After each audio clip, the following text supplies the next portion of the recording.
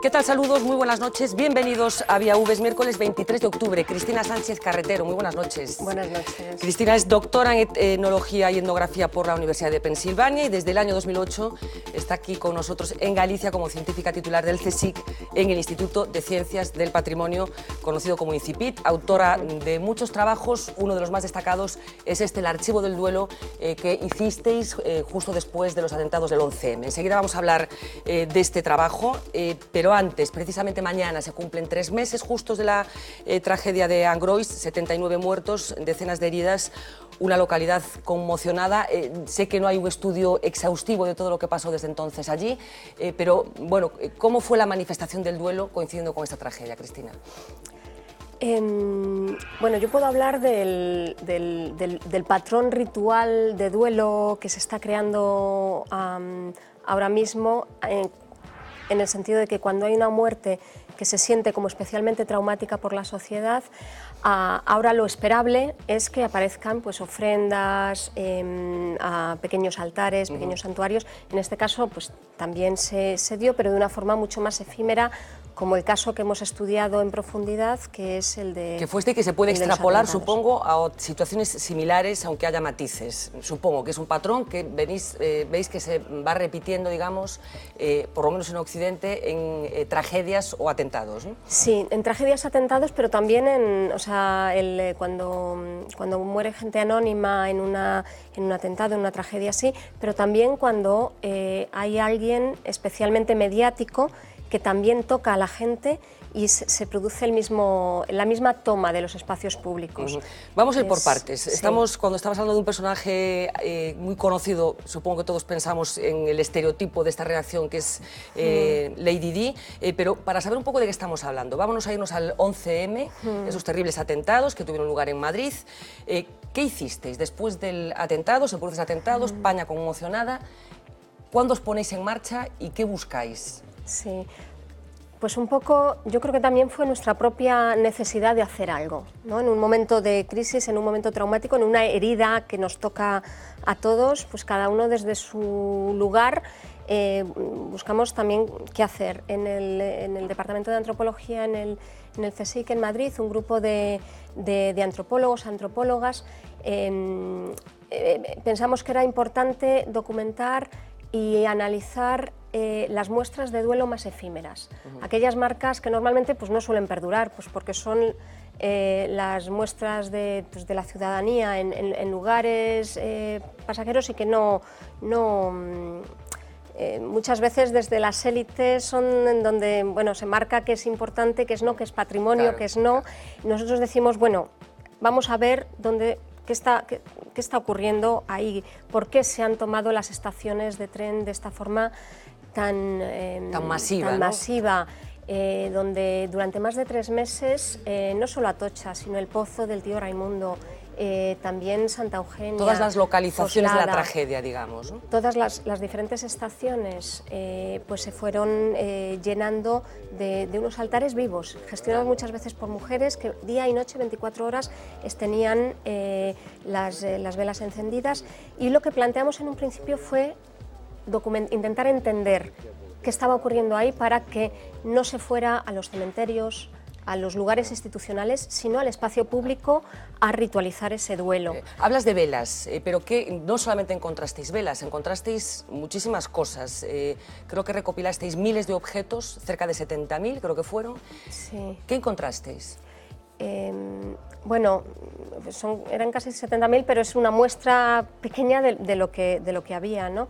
Por una parte, los materiales que forman este proyecto, el Archivo del Duelo, era material muchas veces fotográfico, ¿no? de periodistas que lo cedían ahí, pero luego eran los objetos en sí también, que Renfe, en vez de tirarlos, los cedió a este proyecto. Había libros enteros, ¿no? Del Principito. Sí, es que estamos viendo una imagen del Principito, llamaba la atención. Sí. Había muchos escritos.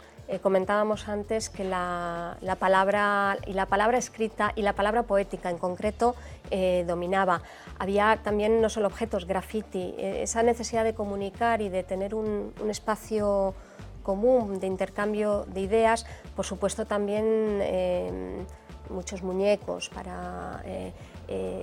objetos sorprendentes, por ejemplo, leí por ahí un paquete de Kleenex que tiene una cierta historia. Pensasteis que era basura, pero no era basura, había algo más en el paquete de Kleenex, ¿no? Correcto, pensábamos en un principio que era basura y no, era un paquete puesto y perfectamente pegadito en una hoja para decir nuestro llanto también es vuestro llanto.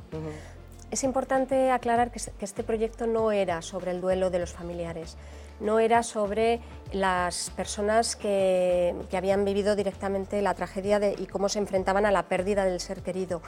Es sobre qué pasa y qué está pasando en nuestra sociedad para sentir como propia la pérdida de gente que no conoces, pero se siente ese dolor. Y tú estás sintiendo un dolor por supuesto completamente real, para el que se necesitan también mecanismos de duelo especiales. Y de manifestación y de expresión. ¿Y qué está pasando para que se produzcan estas manifestaciones de duelo tan nuevas en nuestra sociedad?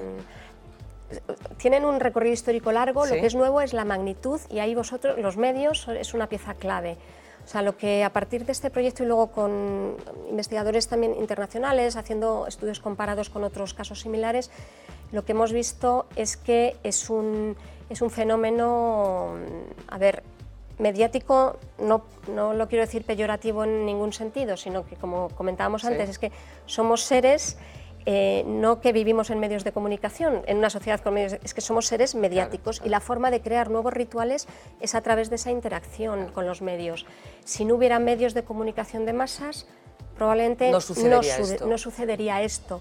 Y sin embargo es ofrecer un canal de expresión a ese dolor de lo que hemos llamado un duelo secundario o duelo de segunda generación, es decir, no son tus seres queridos próximos, pero los quieres, o sea, ¿cómo no vas a sentir la muerte de todos aquellos que fallecieron? Me apetece detenerme en dos detalles.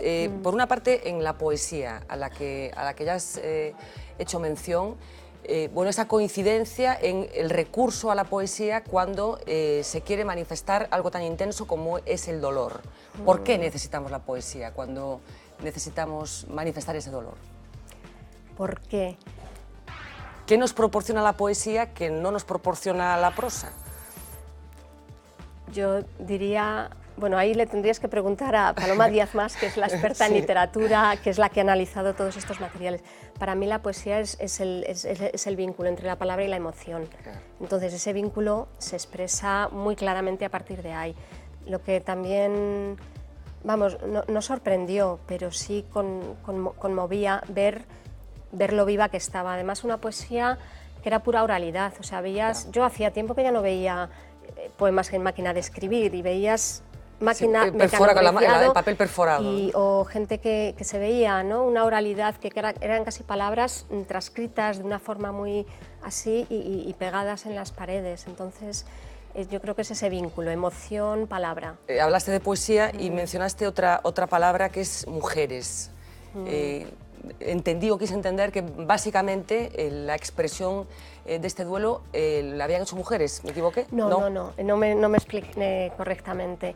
No, que por ejemplo en el Pozo, que la verdad es que es una de las estaciones que a lo mejor no ha salido tanto en los medios, sí, pero donde hubo ininterrumpidamente, ahí hay una asociación, un movimiento vecinal muy fuerte, bueno, también es el símbolo de un barrio muy peleón. Peleón, sí. Y bueno, y allí fueron sobre todo las mujeres las que se organizaron para no dejar que las llamas de las velas dejaran de estar encendidas día y noche. Durante más de 3 meses, eso es mucha gestión. Por ejemplo, en Atocha, claro, en los servicios de limpieza... ¿Por qué las mujeres se ocuparon de este trabajo? Y de alguna forma si conecta con una ocupación que las mujeres han tenido en otros contextos de duelo. Sí, como la expresión del duelo de una forma más cercana a las cuidadoras, a aquellas que se encargan de eso, de que la llama siga Yo no sé si hay alguna explicación antropológica de la vela en sí. porque la vela efectivamente es un objeto que está presente en muchos tipos de duelo, y si hay una explicación de por qué velas, por qué bueno, pues un trozo de cera con una mecha y llama, ¿qué significa? Sí. La vela aparece en muchísimos contextos culturales, ¿no? Y es esa luz que maneja el ser humano y que puede iluminar, dependiendo de las tradiciones, dependiendo de un camino al más allá, un camino a tal, pero ha simbolizado siempre ese vínculo con el mundo espiritual. Hablemos del contenido, de los mensajes que depositó la gente coincidiendo con esos atentados, en los días posteriores a los atentados. He leído por ahí que había como dos grandes temas, digamos, la recurrencia a la paz y a la necesidad de convivir todos en paz, y críticas a la política. No sé si se pueden agrupar en estos dos grandes asuntos, esos mensajes de los primeros días. Bueno, había muchos temas. El repertorio era muy grande. Había también muchísimo de contenido religioso. Había mucho de acompañamiento, de solidaridad. Había, además de los temas que has mencionado, ¿no? Había también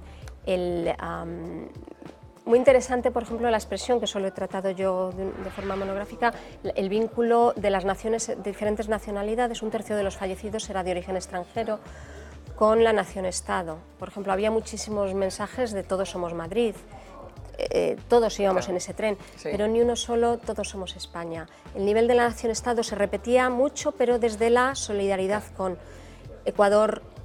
Llora con España, Brasil se solidariza con España, pero Brasil es madrileño, Ecuador es madrileño. Esa capacidad del lugar, de la ciudad, para crear vecinos y crear identidades con procedencias distintas, pero que confluyen todas en el mismo sitio. ¿Qué queda? ¿Qué trasciende de esos mensajes iniciales con el paso del tiempo? ¿Cuáles se diluyen y se quedan allí? ¿Y cuáles siguen presentes?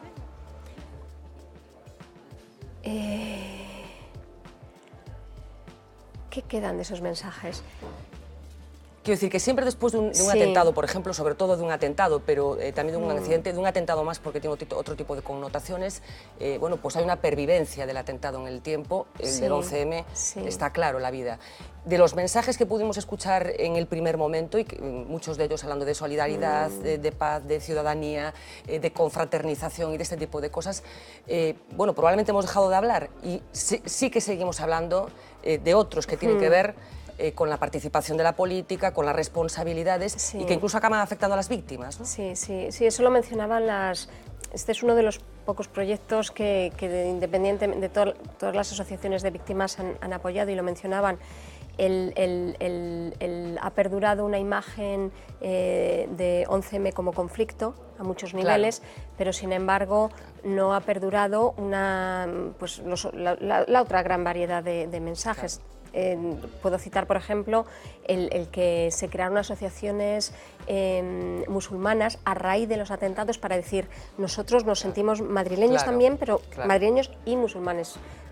Virtudes Tellez hizo una tesis precisamente analizando estos aspectos del asociacionismo musulmán en Madrid y cómo afectó en los atentados. Claro, sin embargo, pervivió más lo otro, ¿no? Por lo menos en los medios de comunicación. Yo no sé si esto se manipula, si hay alguien con una cierta capacidad para manipular cuál es la herencia que recibimos de un atentado, una tragedia de semejante magnitud, y en lugar de quedarnos con lo bueno que podríamos haber extraído de esa circunstancia, pues nos quedamos con lo malo. ¿Alguien nos manipula para que las cosas vayan hacia un sitio y no hacia otro?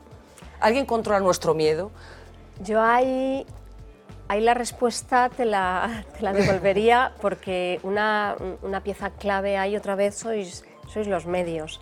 Yo no sé si hay alguien que manipula por encima para que haya... En la antropología hablamos de narrativas consensuadas. Hay una narrativa que se va repitiendo, pero también se consensúa. Los mecanismos de consenso, ahí tienes unas hegemonías muy claras. No es que haya solo una manipulación, es que hay un dominio.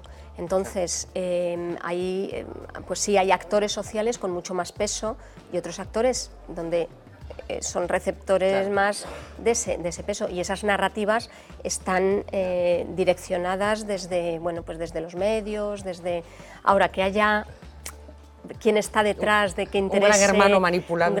Pues eso ya pues son diferentes... Estamos hablando de los atentados del 11M y, lógicamente, es inevitable establecer algún tipo de paralelismo con otros grandes atentados que también conmocionaron ya no solamente al sitio en el que se produjeron, sino a todo el mundo, que fueron los atentados del 11S. ¿Hay diferencias culturales en la manifestación del duelo en los dos países, en España y en Estados Unidos, en Madrid y Nueva York? Hay...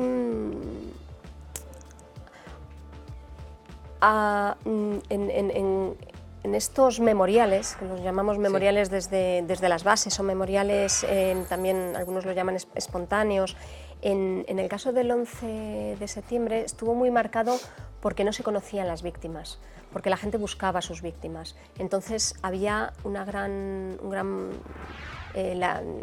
digamos, en estos memoriales había un predominio de imágenes buscando a sus, porque tardaron mucho tiempo en ver, en identificar, en localizar. Eso no se dio aquí, eso sería pues una diferencia básica. Pero, por ejemplo, volviendo a lo que te decía de las muestras, de las diferentes nacionalidades, de la variedad que había aquí de banderas, de procedencias, allí también la había de procedencias, pero no de banderas. El discurso... digamos, era mucho más fuerte, ¿no? Era pues la bandera americana, y eso estaba por encima de la... Pero es previa la identificación de los dos países con su bandera, y aquí me aprovecho para preguntarte por la identificación y los problemas de identificación más bien que hay en España con un símbolo como es la bandera. No sé si esto tiene algo que ver, que en Estados Unidos es justo al contrario, lo contrario, ¿no? Que se utiliza, pues yo creo que sí que es una parte importante. Aquí la bandera española aparecía muchísimo, también como sí, pero sin la sacralización que probablemente tienen sin Estados eso. Unidos. Entonces yo ahí también lo señalaría. Bueno, este tipo de manifestaciones nuevas de duelo, por decirlo de alguna forma, ¿es común en todo el planeta o tiene que ver con una parte del planeta nada más? A ver, ahí hay diferentes... A raíz de ir analizando diferentes estudios de caso, estuvimos intentando contactar con gente que en África, en Asia, supiera de fenómenos parecidos, y la verdad es que no, salvo en el caso de unas bombas que hubo en Bali, también en el tsunami, pero eran siempre vinculados a turistas occidentales que hacían este tipo de... Eran los occidentales los que se manifestaban de hecho, por ejemplo, en Bali sí que hubo polémicas muy grandes, porque dentro del budismo no se deben dejar ofrendas en el lugar donde ha habido... está vinculado al mundo de la polución, o sea, no se debe contaminar ese lugar, se deben llevar al templo. Entonces ahí hay otra forma de entender lo que son las ofrendas. En sí, en los lugares donde aparecen son lugares donde hay un sistema de medios de comunicación muy bien establecido, que ahora, la verdad es que esa condición está en todas partes, un sistema donde el concepto de la individualidad también está, hay una búsqueda más individual de dónde canalizar el escoger un ritual u otro. Ten en cuenta que aquí no es ir al cementerio, la Iglesia no está diciendo hay que ir a estos sitios. Espontáneamente la gente acaba decidiendo dónde hacerlo. Sí. Hablabas antes de que esto ha ido increciendo, digamos, pero supongo que tenéis un punto de partida en el que detectáis que empieza a producirse este fenómeno de la manifestación del duelo en lugares públicos. No sé cuál sería ese momento. Pues dependiendo, hay diferentes contextos muestras en espacios públicos de duelo, hay testimonios desde en la Edad Media, de cruces en los caminos, muertes violentas, muertes donde ahí se hacían ofrendas florales. Lo que es diferente en la actualidad es la magnitud y el no conocer directamente a las personas que fallecen para hacer esas ofrendas. En ese sentido, unos autores hablan de que la muerte de John Lennon fue el detonante, otros Olof Palme en Suecia el detonante, y lo que... en este libro Peter Jan Markey y yo lo que proponemos es que, otra vez más, los medios se dispararon a partir de Lady Di. Entonces, porque antes por ejemplo, si ocurría algo aquí, la gente no iba a la plaza, al Obradoiro, a Sol, a poner, hacer estas ofrendas. Ahora ya es esperable. Si es esperable, significa que se ha convertido en un patrón ritualizado de duelo. Eso ha sucedido en pocas décadas y eso es lo que hace que, bueno, nosotros ponemos...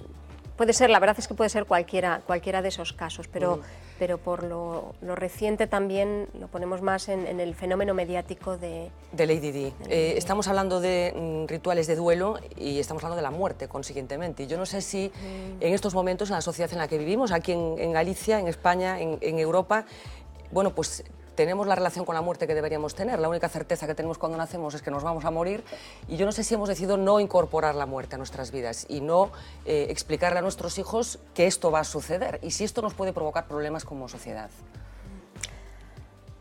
Bueno, no hay sociedades mejores o peores, ¿no?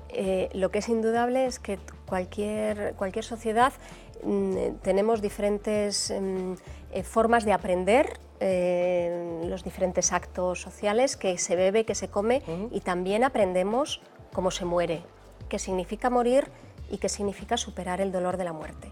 Entonces eso también lo aprendemos aquí. La cuestión es cómo lo estamos aprendiendo, ¿no? El distanciamiento, por ejemplo, de los niños, los adolescentes. En el proyecto del Archivo del Duelo lo vimos. Muchos niños, muchos adolescentes en las entrevistas fue su primer contacto con la muerte y lo sentían como una pérdida. Claro, es que para ellos era una pérdida, la mayor pérdida vital que habían sufrido. Ese distanciamiento con la muerte que sí que se está produciendo, y a la vez ese consumo de la muerte ajena, de las guerras, de las películas de muerte. O sea, que la muerte aparece siempre como que le ocurre a los otros, como una ficción. Y bueno, pues esa profesionalización de dejar en manos de está el tanatorio, está el tal, pero el distanciamiento, alejarlo no hablar de tu vida, ¿no? Hay luego si quieres, hay en sociología y antropología que se dice que en el siglo XXI el gran tabú que había sido el sexo, ahora es el tabú de la muerte. Qué bueno. La gente, es un tabú. Claro. No, porque entre otras cosas ni siquiera nos permitimos el lujo de envejecer, ¿no? Claro. Que es la consecuencia inmediata del envejecimiento, parece que es la muerte, ni siquiera nos permitimos el lujo de envejecer, ¿no? Exacto. Hay muchas diferencias culturales en los duelos, hay mucha diferencia entre países, entre continentes, entre países ricos y pobres, incluso entre contextos urbanos y contextos rurales. Yo te puedo hablar sobre todo de lo que hemos llamado este duelo de secundario, duelo de segunda generación, que es lo que más he estudiado. O sea, no es ese duelo directo ante la muerte de alguien próximo, sino este duelo de segunda generación. Sí. Si me preguntas por el duelo normal, vamos, el duelo de... la respuesta también es sí, hay muchísimas diferencias. Con la globalización también se están homogeneizando estas formas de entender pero sí que existe, ¿no? Todavía en las zonas rurales se conserva una participación, la gente sabe lo que hacer, la movilización tú cocinas, el otro tal, todo el mundo sabe cuál es su lugar porque hay un entrenamiento en la muerte.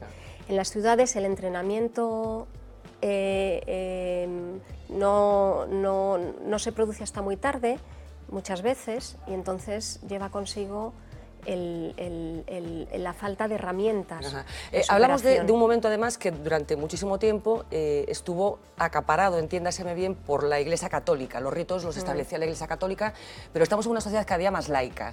Y yo no sé si bueno, estamos siendo capaces de sustituir esos ritos que nos venían muy bien, porque nos decían lo que teníamos que hacer, claro. Si estamos siendo capaces de sustituir los ritos que antes nos proporcionaba la Iglesia Católica por otros. Esa es la situación que yo creo que también es de crisis, o esa es dentro de las personas que yo me incluyo, que no hemos llevado, no somos practicantes de...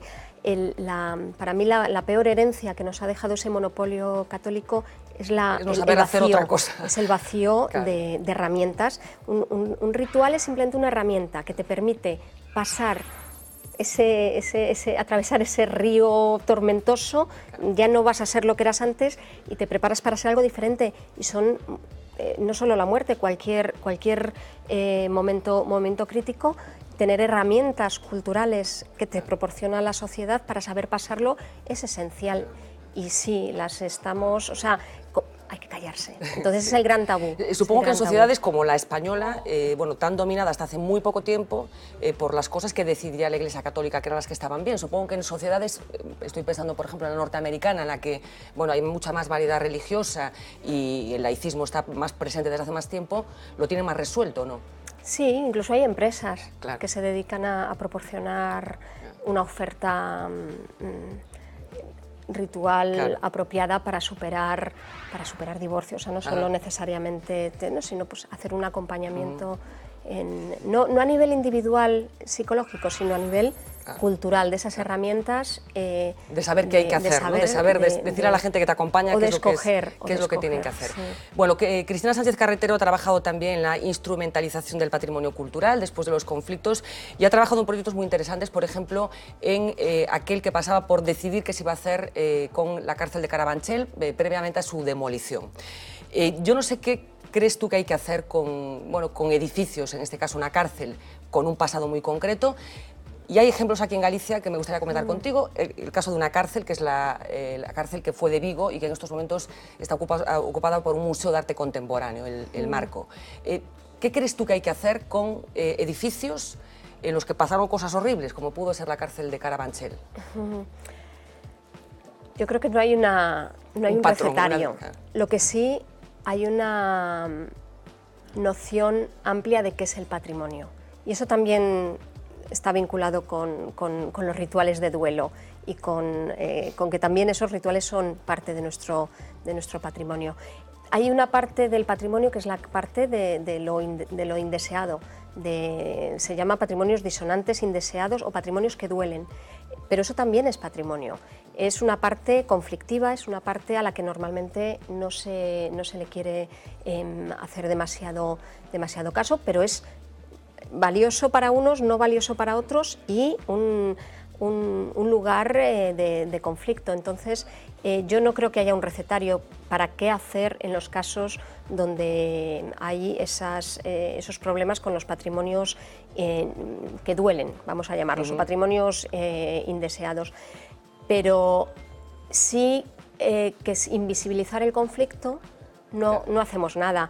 Entonces, lo que sí se necesitan son espacios donde, ¿vale? Es que somos seres conflictivos, es que el conflicto está ahí, vamos a mirarlo y vamos a utilizarlo productivamente para no sustituir un patrimonio que antes era lo bueno de unos y ahora es lo malo de otros, no, vamos a ver por qué a ti te duele esto y no, y entonces gestionar aquellos patrimonios incómodos o indeseados de una manera más madura, en el sentido de... Podría haber un ejemplo muy paradigmático, que es el de los campos de concentración en Alemania, lo que decidieron hacer con ese patrimonio.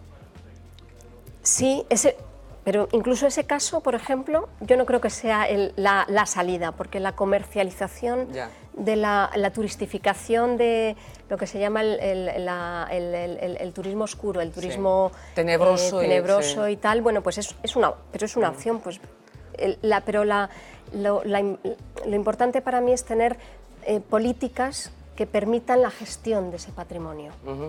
No sé si...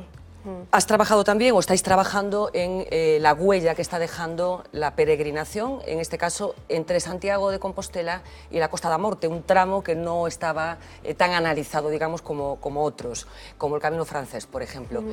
¿Qué está pasando en ese tramo? ¿Qué huella está dejando las peregrinaciones en ese trozo? Este proyecto, por ejemplo, es un ejemplo más de la mirada hacia la participación, el conflicto que puede haber en lo que nosotros llamamos los procesos de patrimonialización. Es decir, las comunidades locales no han escogido que se fomente una peregrinación y, sin embargo, son atravesadas por cientos y cientos de peregrinos, que no es ni malo ni bueno, pero sin embargo pero sin embargo sí que es importante ver cómo está afectando a diferentes actores sociales y no solo en el sector económico y en la vida diaria y qué transformaciones se producen. Una de las primeras conclusiones a las que se ha llegado y también punto de partida es el gran desfase que hay entre políticas patrimoniales y lo que diferentes actores locales consideran que es su patrimonio y que se debe O sea, para que nos entendamos lo que la administración, entre comillas, está haciendo, sí, o cómo está invirtiendo, digamos, en esos territorios y lo que los vecinos de la zona creen que debería hacerse. Exacto. ¿Qué creen que debería hacerse los vecinos? Pues, por ejemplo, existe, bueno, esto es mi explicación, sí, existe sí, como una identificación de que promocionar y ayudar a la conservación del patrimonio es fomentar el sector terciario, el sector turismo. Pues una de las primeras respuestas que obtenemos ante qué es lo que consideras que es más valioso de tu zona, que se debería proteger y tal, es la posibilidad de él... El sector primario, en lugar del terciario. Exacto, es la posibilidad de que el campo siga siendo productivo, claro, ¿no? Por ejemplo, eso no significa que no haya turismo, que por supuesto lo tiene que haber, pero a lo mejor sí que se pueden reenfocar ciertos temas para, a la vez que se fomenta una cosa, claro, se viabilice otras... Y antropológicamente hablando, ¿por qué esa incapacidad para comunicarse de una forma productiva estos dos actores tan distintos? ¿Es habitual que se produzca esta disociación de intereses o de estrategias que cada uno cree que hay que poner en marcha? Pues mira, es interesante porque desde la antropología el punto en el que estamos siempre es el de criticar que haya esas brechas sociales, criticar que haya esos conflictos patrimoniales, y yo creo que ahora sí que se está en disposición de empezar a prestar incluso, pues eso, que las propias investigaciones vayan a favorecer los puntos de encuentro. ¿Y os hacen caso a los científicos para que se llegue a ese consenso? Es que se trata de establecer que los proyectos de investigación tengan esa parte de que no solo intentar llegar a ser, nosotros os decimos la solución, porque no es eso, sino que el propio conflicto sea el tema, se acepte y sea el tema de facilitar herramientas desde vuestro punto de vista para que ese conflicto se acabe resolviendo, ¿no? Exacto, exacto, y que no sea siempre el patrimonio como el conflicto en sí. Sí. Cristina Sánchez Carretero, muchísimas gracias. Interesantísima conversación, enhorabuena por vuestro trabajo y a ver si os hacen un poquito más de caso, que seguramente nos iría mucho mejor a todos. Pues muchas enhorabuena y muchísimas gracias. Muchas gracias. Vamos a hacer una pequeña pausa de publicidad, a la vuelta hablaremos de cosas que han pasado hoy, incluido esa extraña peripecia que tenía lugar en la casa de Luis Bárcenas. Enseguida hablamos de eso, hasta ahora. VTelevisión habla en exclusiva con exmiembros del Grapo. Que é un terrorismo? O terrorismo é dunha persona individual que fai unha acción. Os presos políticos están por unha causa. Este vigués estuvo 24 años en la cárcel por robo con homicidio y tenencia de armas. Cando loitas contra o sistema non te condenan por as víctimas, senón te condenan realmente por o que representas, por o que loitas. Na época franquista, o máximo que condenaron e pasou na cadea un preso político foron 24 anos, máis de 19, 20 anos, ningún preso político na época de Franco pasou na cadea. ¿Es justa la doctrina Parot?